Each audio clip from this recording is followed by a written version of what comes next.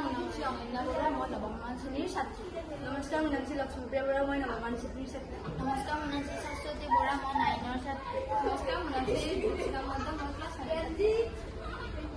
আজি আমি এই আইডিয়াটো উপস্থাপন ক্লাছ 8 আৰু 9 এই আইডিয়াটো উপস্থাপন কৰিছোঁ। আমাৰ লগত গাইড হিচাপে আছে চৌধুৰী দিগন্ত বৰা ছাৰ।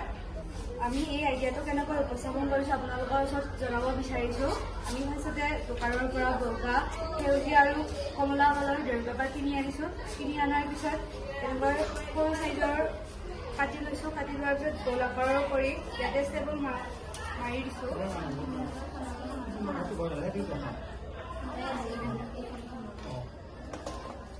মৰাৰ পিছত আমি ইয়াতে আৰু এটা এনেকৈ গোল আকাৰৰ ষ্টেপল মাৰি দিছোঁ।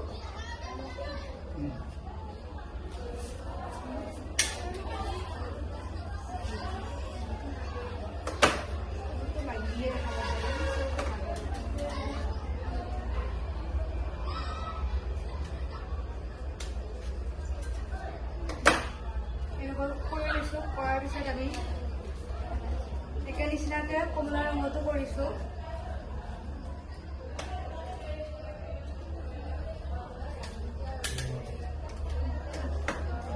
আকৌ ঠিক সেইদৰে বগাটো কৰিছোঁ আমি।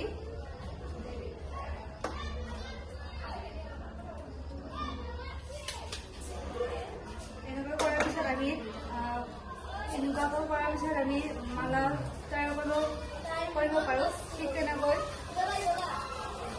কমলা ৰঙৰ এনেকৈ মালা তৈয়াৰ কৰা হৈছে। বগা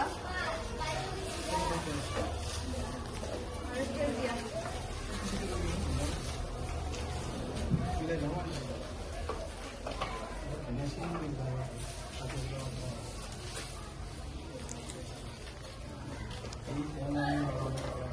এই ধৰণে আমি মালা তৈয়াৰ কৰিব পাৰোঁ। তাৰপিছত আমি এই মালাসমূহ এইকাৰণে ব্যৱহাৰ কৰিব পাৰোঁ যাতে কাগজ যে প্ৰদূষণমুক্ত, ইয়াতে কোনো মাটিৰ লগত সোনকালতে মিলি যাব পাৰে। সেইবাবে আমি উপস্থাপন কৰিছোঁ। ইয়াতে আমি এই মালাসমূহ আমি 15 আগষ্ট গণতান্ত্ৰিক দিৱসত আমি ব্যৱহাৰ কৰিব পাৰোঁ। লগতে আমি বিভিন্ন কাৰ্যসূচীতো ব্যৱহাৰ কৰিব পাৰোঁ আৰু ডেকৰেশ্যনতো ব্যৱহাৰ কৰিব পাৰোঁ। সেইবাবে আমি এই আইডিয়াটো উপস্থাপন কৰিলোঁ। লগতে আমি এই মালাসমূহ স্বাধীনতাৰ দিৱসত পতাকা আকৃতি হিচাপেও ল'ব পাৰোঁ।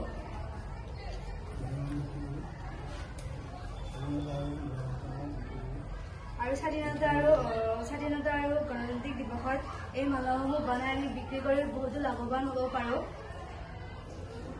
আৰু ঘৰতো সজাই থ'ব পাৰোঁ। নমস্কাৰ।